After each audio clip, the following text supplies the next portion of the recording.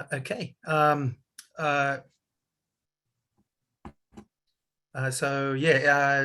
Hello everybody. Can you hear me? Yes. Okay, that's good. My name's Luke Carman, and I'm speaking to you today from Darkinjung lands on the central coast of New South Wales, and pay my respect to the traditional owners. I want to begin by expressing my admiration and gratitude to Sue Crawford, Carol Amos, Mahela Christescu, and everybody at the New Writers Group for bringing Zinewest to its 15th iteration, a continuity that has persisted remarkably despite national lockdowns, global pandemics, bushfires, and so on and so forth. And of course, to all the writers and artists who've submitted their work to make this publication possible yet again. Now I'm going to comment about each piece in the anthology this year. It's going to take me about 10 minutes, but if you can't go the distance, that's okay. Just drop in and out, that's all right. It'll go by itself anyhow. So the late and very great Harold Bloom, building on Eliot, once explained that we read not only because we can't know enough people, but because friendship is so vulnerable, so likely to diminish or disappear, be overcome by space-time, imperfect sympathies, and all the sorrows of familial and passional life. And I think that's one of the great pleasures of Zinewest, is that it offers up the consolations of reading in such rich and unexpected dimensions. You see an astonishing difference and some extremely surprising sympathies arise.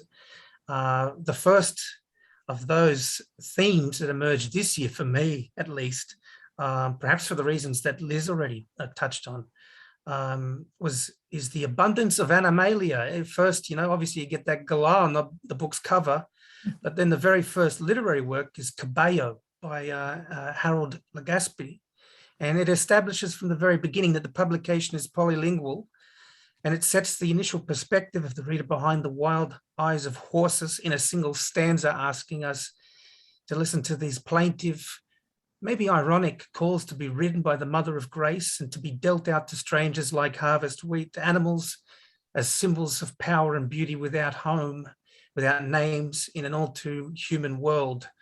Emily Dickinson called hope the thing with feathers, and Marie Dustman calls on mystery birds in a pleading stanza of her own. And it's like a helpful prayer that some birds on the wing heading east will pass over a friend's home in the city, and in that flight through empty air will reattach communion that's been so long severed. Rakia Ahmed writes of wings without feathers in her short poem, Let Go and Give. The stinging greed of the honey maker, the sweet piece of the painted butterfly tumbling free in the fanning air, and effulgent persistence wafting away the sugary nectar of sin in translucent beats. Alison Miller takes on the central subject in COVID haikus. It's an alarming juxtaposition of terms. It's disease expanding, memory contracting, idleness twinned with calamity, nature itself in an absurdist performance of compliant pigeons submitting to dictates of bureaucratic medical order.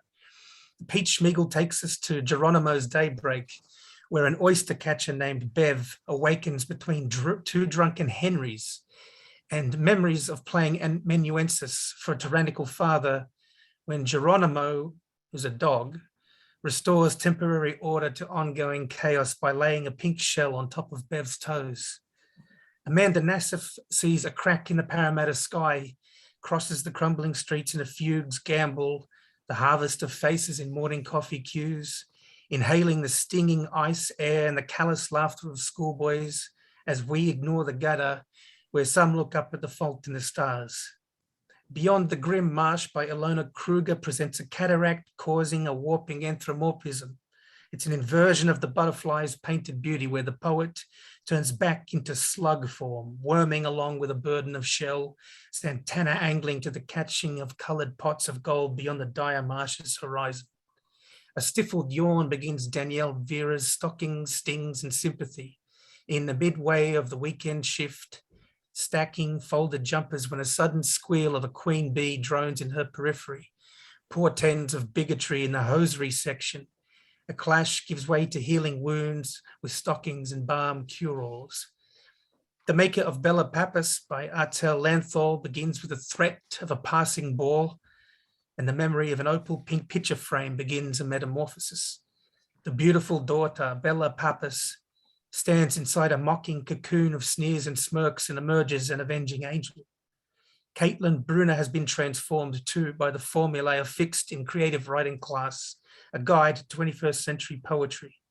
You take a pinch of abstraction, you drizzle with angst, add hints of rhyme, alliterative aromas, marinate in ego.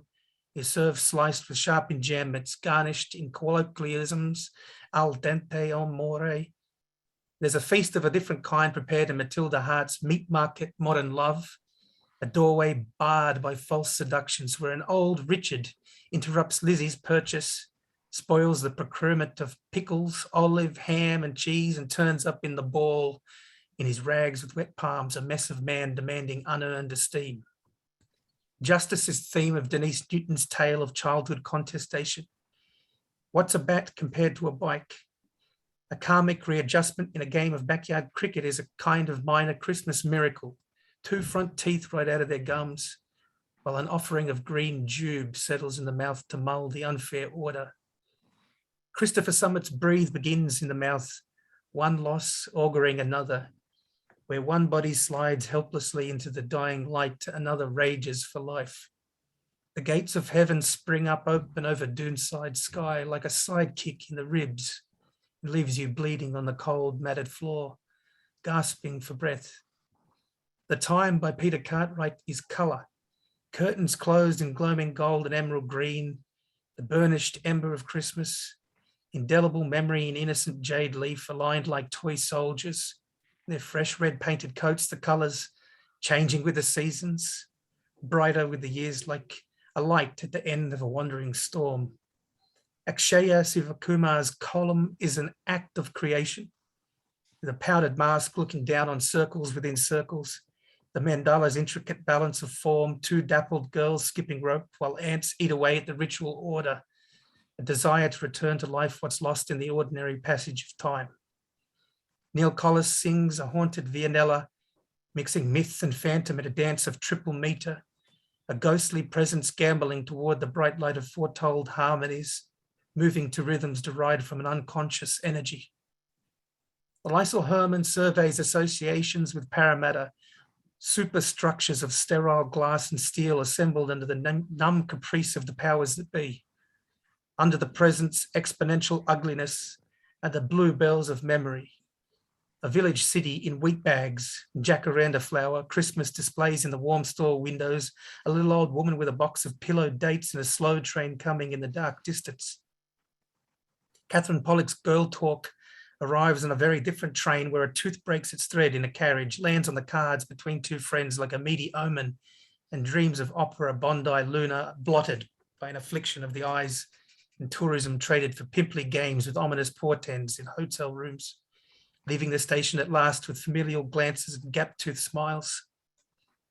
Myra Kosh brings A Piano for Sale, played by a passing parade of amateur musicians where Lana listens nearby, solo with ears too attuned to clumsy tripping and tumbling along the keys, sticking the betrayal of her fingers down in the deep pockets of her tunic as she passes the places her music was known.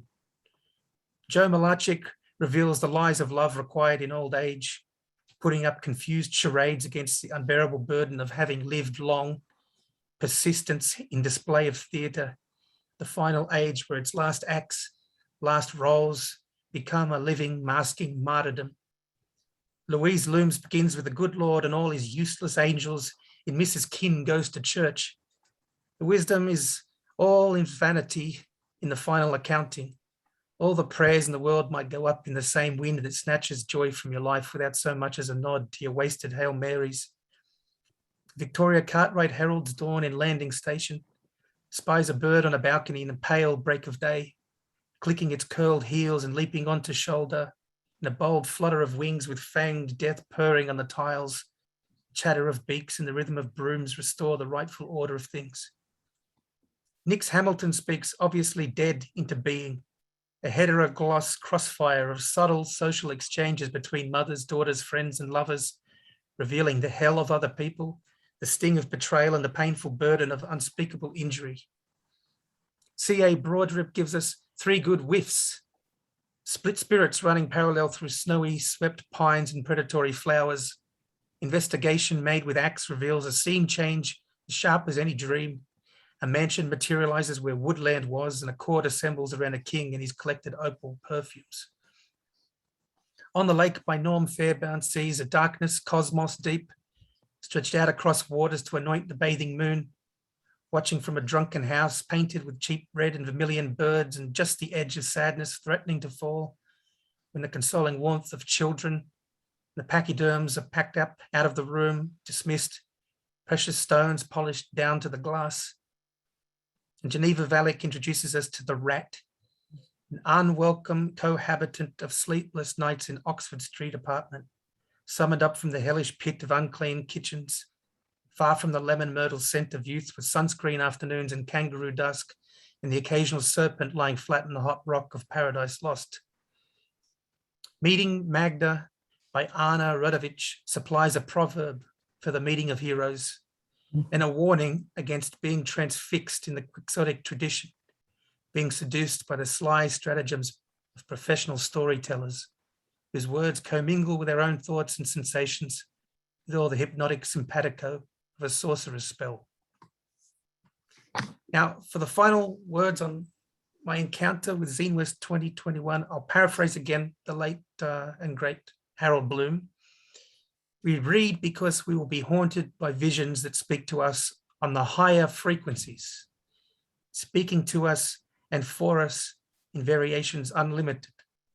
So thank you to your visions and the revisions that you've conjured up this year, for the unexpected ways they whispered to me, and will no doubt whisper to your readers to come.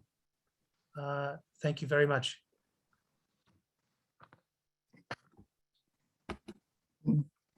Thank you, Luke. We so look forward to your commentary every year.